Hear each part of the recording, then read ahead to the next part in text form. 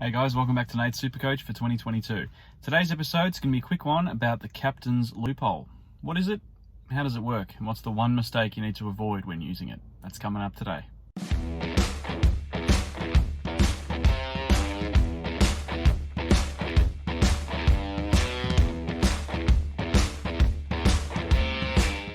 Okay, so the Captains Loophole. What is it? It's a part of the Supercoach game that allows you to essentially get 2 cracks at a really good captain score. So in the game of Supercoach, the player that you put the C on, or your captain, their scores are doubled each game week. You also have the option of a vice captain. So this is where the Captains Loophole comes in handy. Let's see how we can realistically use it. Okay, so what we're going to do is we're going to use our vice captain option on a player that plays early in the round. And we're going to look for a player that we think is going to score really well, and that we would like to take their score doubled as our captain score for the round. So we want to lock in a really strong score early in the round. So a general rule of thumb is that if a player scores 120 or less, you look elsewhere. You don't double their score, because you should have some players that can score more than 110, 115 in your team. Anything over 120 though, of course, is when we start to say, yeah, I think we'll take that score, and I want that score doubled.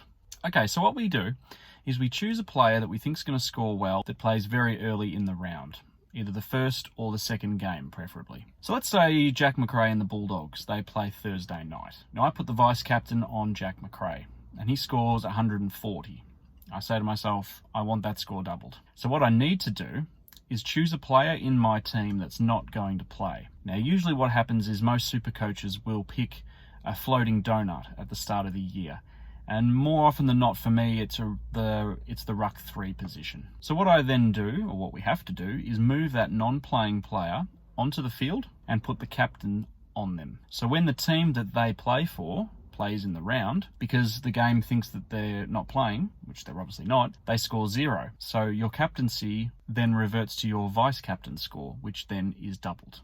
Okay, so the most important thing we need to remember though, of course, is that the player that we're taking off the field to switch with our non-playing player to double our vice-captain score needs to have the emergency put on them, okay? This is often why a lot of super coaches use the ruck 3 position, because there's only one ruck on the bench. And the thing with super coach is that you can't have emergencies, more than one emergency on each respective line. So it can get a little bit precarious if you start to play around with defenders and forwards using the loophole. So the easiest way is to choose a ruck 3 as a floating donut, a $102,000 player that's probably not going to play all year. A lot of super coaches would probably advise against this because there are some value in the rucks, but more often than not, it's what most super coaches do. So thanks very much, guys. Hopefully this has explained the Captain's Loophole.